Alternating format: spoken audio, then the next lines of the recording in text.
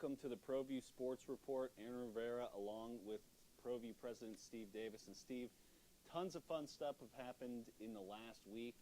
We got a ton of fun stuff lined up. This is great time of the year. All the basketball tournaments are, starting to finish up. We're getting the last of them before we really roll into that district play. Well, I tell you, you're right. A lot of it, it's almost, we did 30, 34, 35 games last week, something like that, and this week just we got the Hope tournament coming up, something we'll discuss a little bit later. But yes, a lot of action and a lot of parity starting to set in. So yeah. Well, and that's the big thing that we saw. We'll go ahead and start with the Metro right now. The Metro tournament just finished up. We talked a lot about it last week. We talked about it on this show, on your show, all the fun stuff going on. But what we saw in that Metro tournament, Sandia girls were undefeated going into that tournament. They lose to Kirtland Central there, and so now there's no undefeateds left in girls 5A. Boys 5A, we saw a fantastic game in that one. We saw the Hobbs Eagles, the Kirtland Central Broncos, two of the top teams in their respective 5 and 4A. Lots of good stuff to get to, but like you say, the parity, no more undefeateds in girls 5A. Exactly, and Hobbs is, talking to Coach Carmer, is, they wanted to play Sandia because one of the criteria is head-to-head, and they didn't get that opportunity. So, assuming Sandia wins out and Hobbs wins out, it's going to be interesting who gets that #1 seed at the end of the year. Well, let's go ahead and take a look at some of those Metro championships. I believe we've got them right here. First, let's go ahead and talk about the girls' championship. So the Kirtland Central Broncos, the Hobbs Eagles, Kirtland Central, the defending 4A state champions. You and Sebastian did this game, and just watching it, Hobbs brought a lot of weapons there. So this is Brett Clay right here that's going to get the final shot. But, they were moving that ball a lot. And Clay's one of the premier players in the state. And she can do it inside and outside. And then, I'll tell you what, Soso, just unbelievable. Yeah, Allison Sosi. And this is what the very first time I saw Allison Sosi was against St. Pius last year. She's a freshman now, as an 8th grader last year. Knocked 3 threes in the first 4 minutes of the game and just immediately put Kirtland Central up on the Sartans, and you see right here she's doing the same thing, keeping Kirtland Central in this one. And a 15-20, I think a lot of people would have been surprised looking at that one going into the second quarter, 22-17. Well, and Sochi had all 15 points. So, and there's Clay again. Yeah, losing Jayla David, who's one of the top players for them, but you just keep seeing Brett Clay. She gets that steal. Well, that was Armitage with the steal, and then Brett Clay comes and finishes up. Right before that, they had this really long run where they were trying to get that ball. They kept stealing it. Aliana Armitage, too. She's one of those spark plug players, always hustling down. There's a big play from her right there, but in the game against in the semifinal round, Armitage got some big steals and put away the points. But this is where Hobbs really starts to just kind of take it away. And this is what makes them such a dangerous team. They can play these transitions, just like what we saw when they were playing against Volcano Vista for the state championships. They have the same system. They're going to play you full court. They're going to press you, and they're going to put that, try and get those steals in mid-court. Well, and the thing is, they haven't peaked. They're just getting better and better. That's what I'm saying. That's what people don't realize. This is a good Kirtland Central team. They beat Sandia. They went through the tournament. Unselfish play. And at this point of the deal, they've only lost 1 game. Yeah, and so we, mentioning Allison Sosi, there's Christus and Ginny Yazzie. She is, for the Broncos, they've got a tough Gallup team that I've heard from a couple of people that Gallup this could be their year again. So it's going to be players like Christus and Ginny Yazzie, like Allison Sosi, Haley Noki, who can shoot from outside, which is what we're going to see right here. They're going to be, they're really solid players for them. They were solid players for them last year as well. So they brought a lot of their players, but you can see by the score, 59-38, the Hobbs Eagles just kind of started to run away with things there, and this is what you expect in this game, right, that the Hobbs Eagles were going to come away with. Well, if you just go with the classification, that kind of speaks for itself. And I think, speaking for Kirtland Central, is that they weren't ready for the speed and quickness of Hobbs. Next time they play him, then they can prepare better. Well, If they play. yeah, and I think this is the most interesting part for the Kirtland Central Broncos is this one goes final at 49-83. Hobbs Eagles taking that Metro Championship. You know, last season they got knocked out in the semifinals. Seemed like everyone was hot today, especially in that first half. You guys got off to an Brett Clay. incredible shooting start. Just talk about that, how the ball was moving and everyone was getting a touch. Yeah, definitely our best basketball is when everybody touches the ball. We have a really deep bench, so just making sure we get everyone involved is our best game. A little bit of a statement win maybe in Albuquerque? Maybe so, yeah. All right. We'll see you again, all right? Yes, sir. Thank you. They're getting ready for that blue trophy. So again, 83-49 was the final, and I think, you know, you talk about the speed there, Steve, that Hobbs brings. Kirtland Central and Gallup, you know, kind of the assumed favorites again in 4A girls.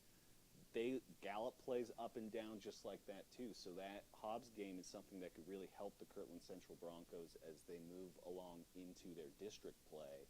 You know, playing against Sandia Well, is a fast that's team. why Coach Manning said, look, you know, guys, we've had a deal, and you know, young kids get, you know, you hear the press, hear ProView talking about how good they are and all this, and sometimes they don't work as hard. I mean, they hear it, they don't. It's a wake up call to say, look, you know, we're pretty good, but we're not there yet. Yeah, we're not the best yet, but plenty to work for them. And then the boys' championship for the Metro. I mean, this is kind of what everybody was looking at the bracket thinking. You know, 1-2 is probably the Volcano Vista Hawks, the Sandia Matadors, and that's exactly what we got here in the boys' Metro Championship. Well, but you know, everybody, you know, last time we had our show was like Volcano was up here, and then everybody's down here, and everybody's playing for second place. Well, Volcano got tested very, you know, by Rio Rancho. They got tested every game they played. They got tested just a little bit. Yeah, let's take a look at that. Hobbs, they started off with Hobbs. And Volcano Vista especially. I mean, Cibola had a chance in there as well against Volcano Vista. Do we got that boys' championship? Here it is. So the Sandia Matadors, the Volcano Vista Hawks, and like you said, I mean, they were challenged in it. Everybody was kind of wondering, and when you got a guy like Zaire Diabage, who we're about to see right there, he can shoot from outside. He can also throw down those big tomahawk slam dunks. That's in our top 10. You know, spoiler alert. But David Lunt, I mean, both of these squads. Well, they dared him to shoot, and he hits like 2 or 3. He hits 2 of those wide open, and here's Brown hitting the shot. So so many weapons, and then nobody can stop this guy. This guy's just incredible. No, big smooth as Sebastian likes to call him, Kenyon Ueno. I mean, he had some sweet. We'll be seeing him on the top 10 as well. But how about this inbound for the 3-shot, Lavadric Hogues, and that's, I mean, puts them back in the lead right there. I think the time is incorrect on that clock that we're seeing on screen, but we see Hudson Brown drop that one in.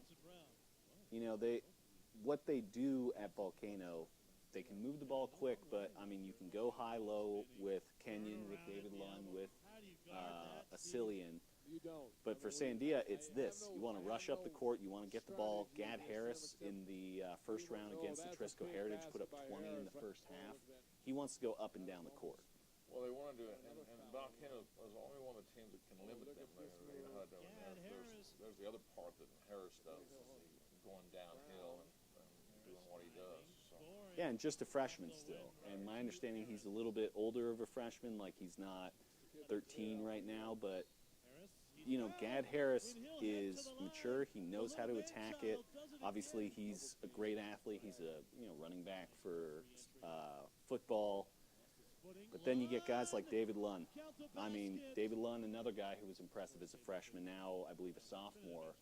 Tough to stop. Well, and unselfish play by Volcano. Just like giving up a good pass to him. There's Harris again. I mean, he's really just. He's one of those players you just can't stop. No, and you can see right here. So it gets it to 46-49 as we're here in the fourth. It's a one-possession game. Still tons of time left. But what Volcano does so well, Steve, is they usually, I was going to say, usually they're able to make a play. Brown to Brown layup. There he goes. Yeah. and forces the timeout by the Volcano Vista Hawks. But this is where here's Yeah. your go-to guy. This is where they do it. You know, when they're in the situation, they need some buckets. They have guys that they can go to. Hudson Brown, who's, I mean, he's been playing varsity for years and years now. Knocking down that three. Just got in Gad Harris's face a little bit. You go to David Lunn underneath. I mean, he's got those moves too. Not quite as crisp yet as Kenyon Owino, but give him another couple of years. Nice response from Gad Harris. Harris that's a highlight reel right there, man. He's just put on a show, and look, and it comes down to, really comes down to who can make him get a stop. Unselfish play by Gad Harris right there. Well, and I would make the case, obviously Kenyon Owino would be one of the options, but I think Gad Harris might have been the most impressive player to me in the entire Metro. If I was going to pick an MVP of Metro, I mean, Gad put up 20 points every single game during Metro and really led that team, but it was not enough. The Volcano Vista Hawks were able to take that one 61-57 over the Sandia Matadors in what could be, I mean, a lot of people are talking about, could that be a preview of the state championship again? That's what we had last year, and for Sandia, playing it that tight and getting the score higher like that, I think that's what Danny likes to see. Danny Brown, the head coach, he'd like to see that more than the low-scoring grind type of game we got in the championship last year. Well, I think all coaches and all similar, they just want to win. It's true. You want to win. But the way he teaches, I agree with you. I mean, he wants to, he lives off the three. But the thing that, I just watched him play Albuquerque High last night is you saw it, and they like to go downhill now. I mean, they're not settling for three. Last year it was like, how many threes can we get up? This year is, hey, we have the three as the second option. It's not the first option. It's actually, let's see if we can, bring them out, take them off the dribble, and very impressive. Sandia, I think Sandia grew up maturity-wise. Okay, and you take Volcano Vista, they're on their basketball level, how they prepare for the game, and they're veterans. They've been there. They do it. They still, in my opinion, they still haven't that I've seen personally. They haven't played 4 quarters. And that's how good they are. One game they had, they were 1 for 19 against Rio Rancho, I do believe. It was 1 for 19, and they still end up winning the game by 7 points. You just, and I'm sure they shoot in the 30% on the deal. They win that game by 10 or 12 points.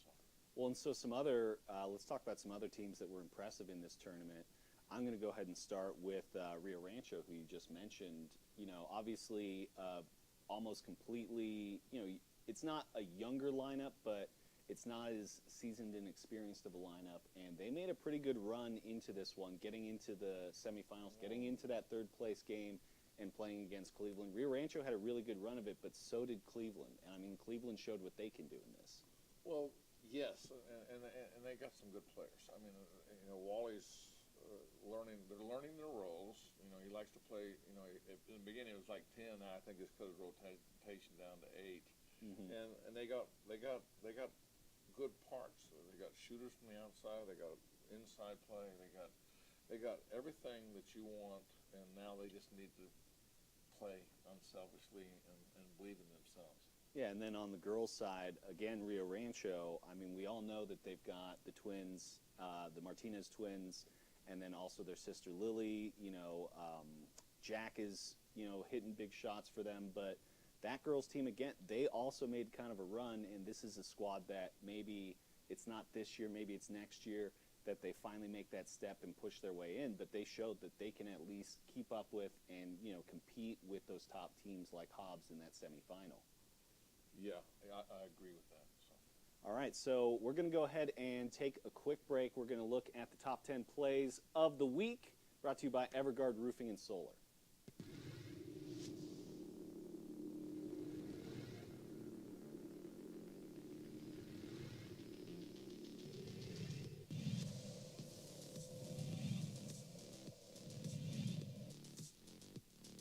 They don't rebuild, they just reload. Long three, Noki, nothing but the bottom of the net.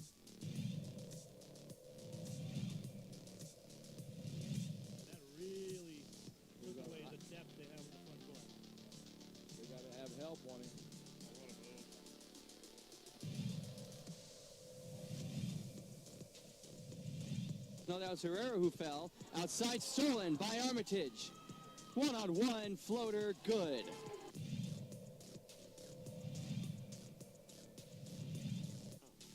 Drive to the left. Gets it back to Zoe Benali. Free.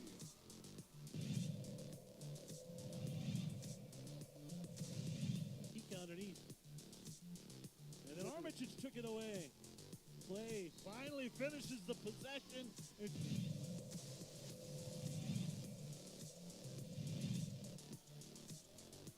Another loose ball. Lund in transition. Showtime. Get out your cameras.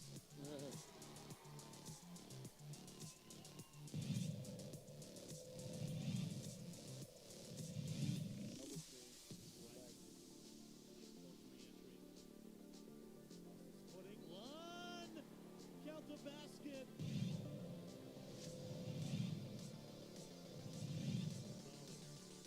Houston saw the paint open up. Swatted away by Peters. Martinez trying to finish over Big Smooth. And Big Smooth.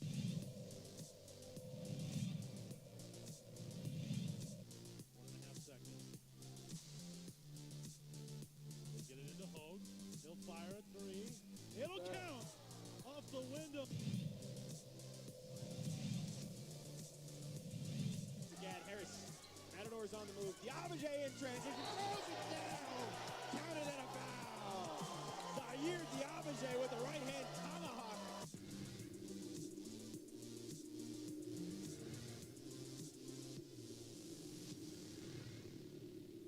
We would like to thank the following sponsors for making this broadcast possible.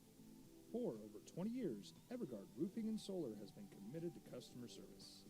Locally owned and operated, Evergard offers both commercial and residential roofing and solar services. For more info, please call 505-821-9543.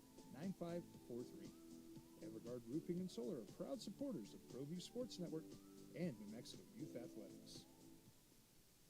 I'm David C. Chavez, personal injury attorney.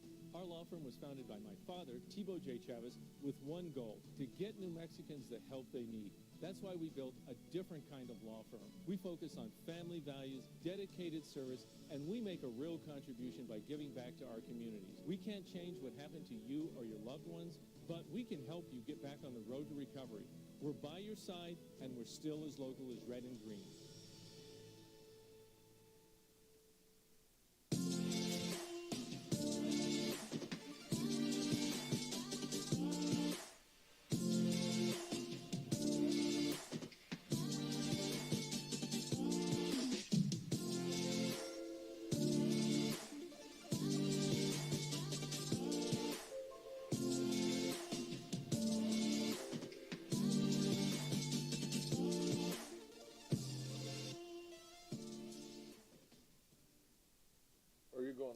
Welcome back here, Sports Report, the ProView Sports Report. Aaron Rivera with Steve Davis. So, Steve, let's take a look at the scores from this last week, some of the highlight ones. We're a little low on that, but some big ones to look at. The St. Michael's Horsemen, I mean, always a big team in 3A, knocking off Rio Rancho 69-66. I mean, that's a big one. That's a big one. I mean, Rio Rancho's probably not a district winner. That catches me off guard right there. Yeah, but then also look, so Sandia Prep, again, really good under Damian Segura this year. But Legacy Academy, who's, I mean, a pretty young, yeah, 52-50. That's a nice tight one.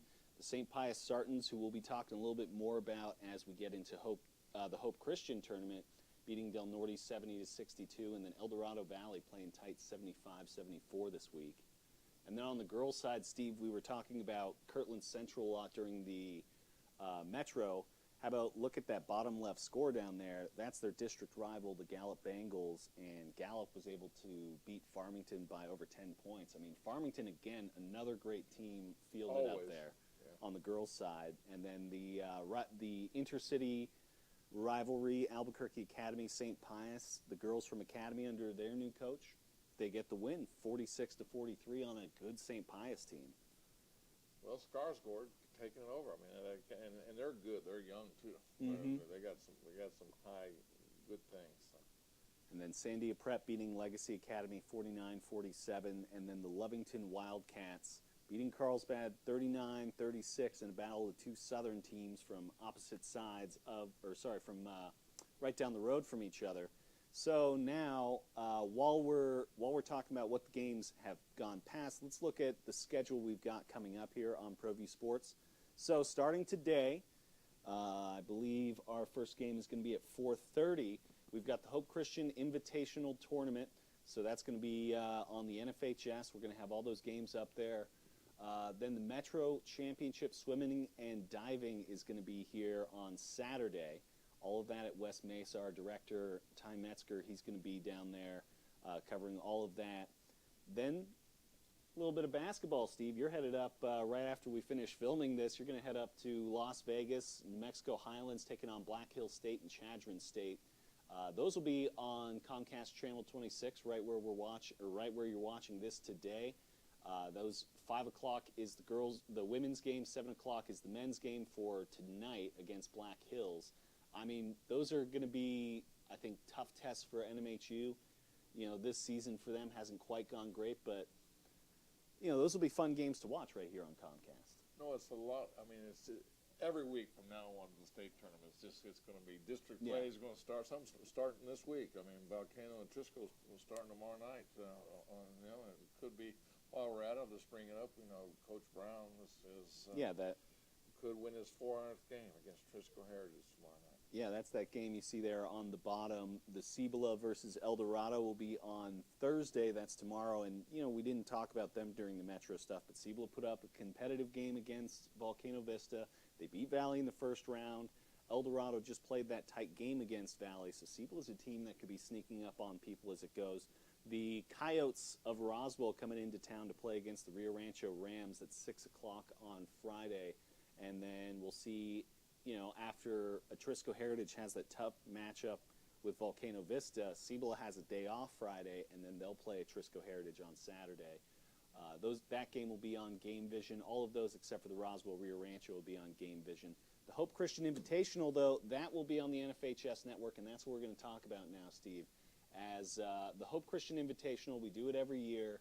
We get to see a lot of teams from across the state that, you know, they don't come down here all that often for just regular season games. You don't see Bloomfield all the time coming down here to play against Academy or something like that. But we've got a really good crop again this year, and Jim Murphy, it's going to be, due to some construction, a little different this year. Yeah, there's going to be 3 different sites, and so and ProView is just covering the games, the winners brackets at Hope today, tomorrow, and Saturday. Yeah, and so let's talk about that. So on the boys' side, the very first matchup of the day on the NFHS network, that's going to be Shiprock versus Taos. So Shiprock off to a tough start, 2-11, but Taos, I mean, that's a team. So do you remember a couple of years ago at the tournament, they had those 2 really tall players, Damon Eli, who was 6'8". Well, his assumedly little brother, Malachi Eli, is leading that team, 14.8 points per game. A Taos team that comes in 8-5, and I mean, they've been dangerous in this tournament. They've been pushing to that championship every year, and they're in a good spot to do that again this year. Well, like I said, this is one of the, you know, for me, you get to see teams you don't get to see. It's similar to the Rio Rancho tournament. You get to see teams across the state. This one here, we get boys and girls, and it also helps us when the state tournament comes, because most of the time, these teams that are in here, they're usually in the state tournament. Absolutely. I mean, some of the teams, like Taos is one that could absolutely make a run. Hope Christian and Hot Springs will be facing off at 7:30 tonight over there. Hot Springs 10-4, Hope Christian 7-6, but it's a 7-6. Hope has had a really tough schedule so far. Hot Springs, theirs has been a little bit easier. They're of course a 3A school, so they're not playing Rio Rancho. They're not taking on some of these tougher players. So this is going to be a good test for Hot Springs to be taking on that Hope side. And of course, in your home tournament, you want to win the first round. Well, yeah, and yes, you do. You never want to go in a loser's bracket. No. And I got a trivia question. So, All right. which would you rather be? Would you rather be 4th place or 5th place in the tournament?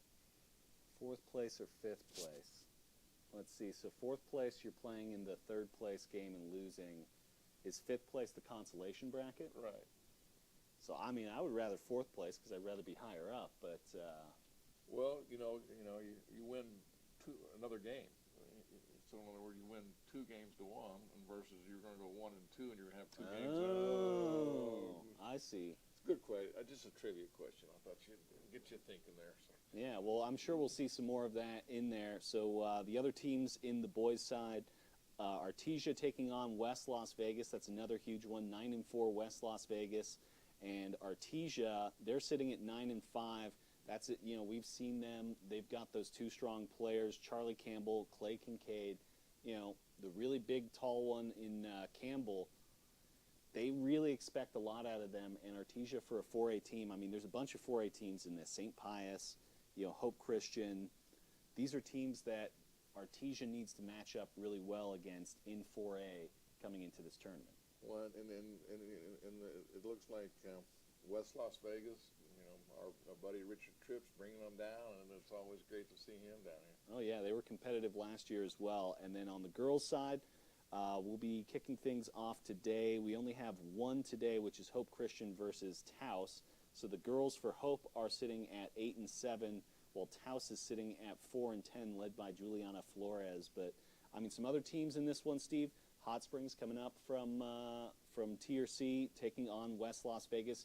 This is a year where we've got almost a identical look on the 2 brackets, except for we've got the very good 12-3 Los Lunas girls basketball in this bracket, and that's a really tough matchup for Pius in the first round. And they didn't come one year, and it's glad to see them back. And that's it's like I said, this tournament, from the girl, it's something. We have the best.